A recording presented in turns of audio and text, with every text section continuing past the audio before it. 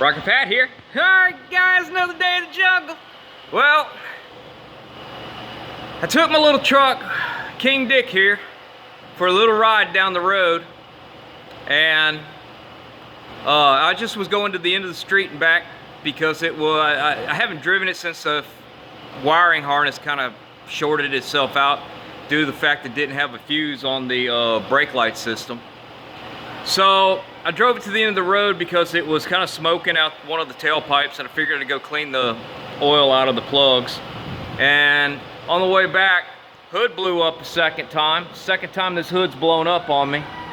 I don't know what's going on with that latch, but it's totaled now. It's broken at the hinges. It's pulled through. It's bent really bad right here. Both the under deal braces are bent. It's time for a $1,000 hood, because that little episode right there cost me $1,000 for another hood. So yeah, yoo-hoo! Kind of messed up the roof, which is not a really big deal on the roof because, as you can see, it needs some help. It needs work going on there. Yeah. Anyway, let's go see what else I got going on. Got the 54 in here, and I've been making some parts for the floor. We'll go over this in a few days. That's really not what the video's about. Made some floor pans, and that floor pan really works good, but I screwed up on this right here, and I'll show you what the problem is. The reason why this turned out the way it did. This all came out pretty good. It's really not in the right spot, and that's going to be a toe part of the toe kick for that part right there that's rotted out. But I got some more parts coming this week for Labor Day weekend. So we'll be working on this Labor Day weekend. I've got rocker panels coming and the floor braces coming. That one there and the one that goes right here I've got coming, so I can work on the inner rockers and the outer rockers on this car this coming weekend. But let's see what else we got going on here. Let's take a look at what the problem was with that floor deal, and I'll tell y'all a little bit more about that later too. The problem is this crank. It's really difficult when you get a situation where the handle's way over here and you're trying to hold a piece of metal, and if you can look, my arm only goes so far, and I'm trying to hold a piece of metal to make sure I'm going straight, and the crank's way over here, and you got to give it a big pull and it's tight. What I'm going to do to fix that, yes, I'd like to put a motor on, and I found this. One of my buddies gave me this, and this is a AC motor with a gear reduction. But what I want to do in the meantime, until I figure out how to work that properly, is we're going to take this old steering wheel and we're going to mount it right here.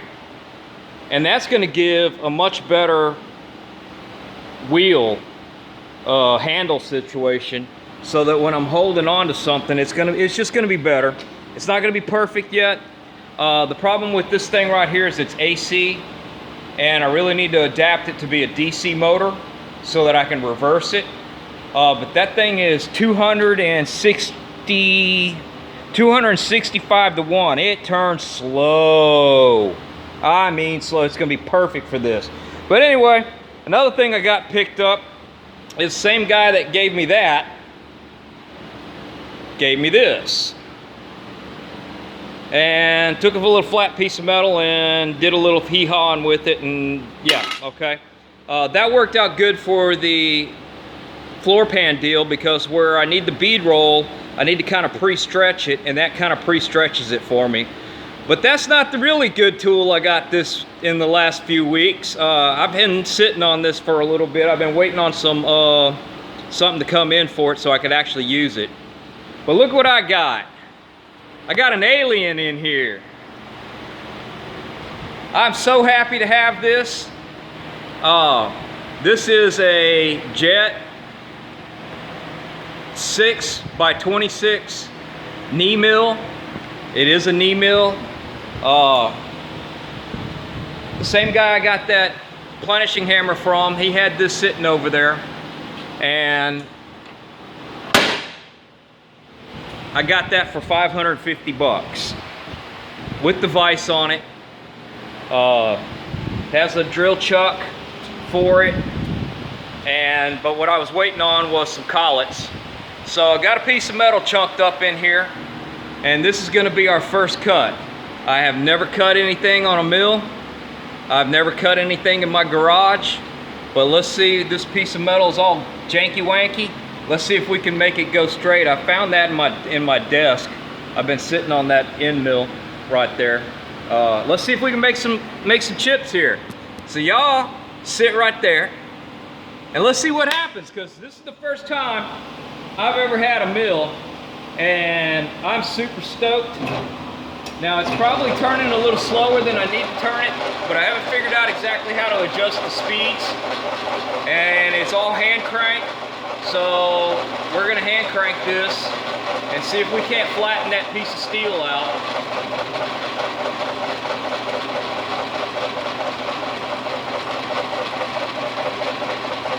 It's gonna take a little while because I don't want to overdo it.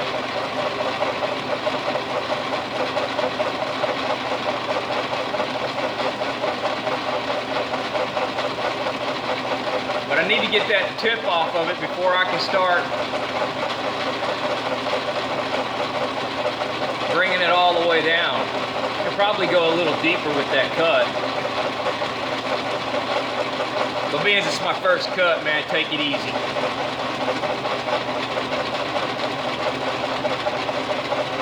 But we're making chips.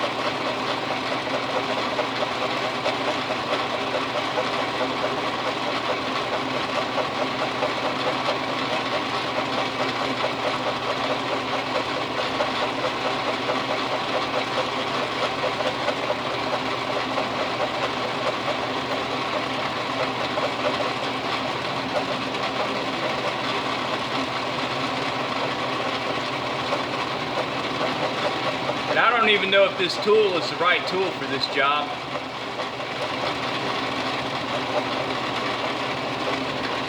But it's doing it.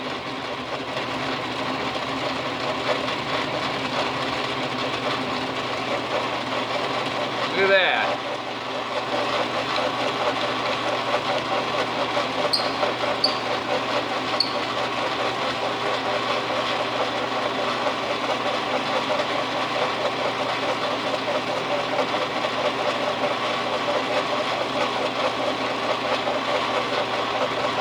Next thing you know, I'm going to be competing with old A-Bomb. Okay, maybe not. I don't have a forged jaw.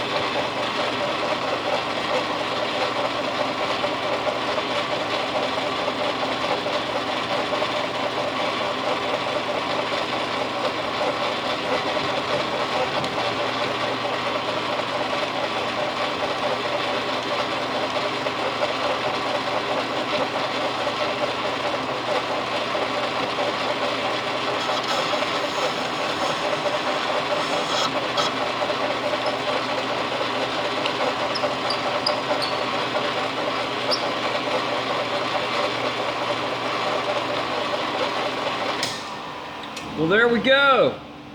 I'm not all the way through it, but I'm tired. I'm sure you are tired of watching me play.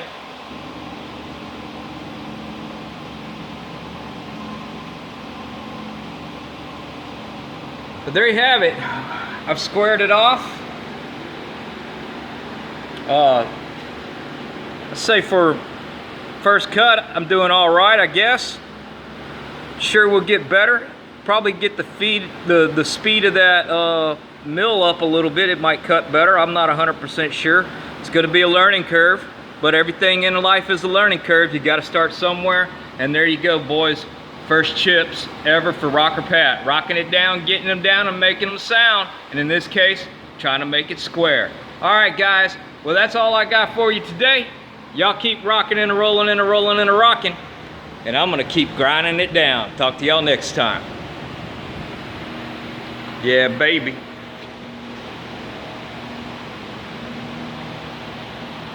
Super happy to have that. All right, guys. Talk to y'all next time. Y'all keep rocking.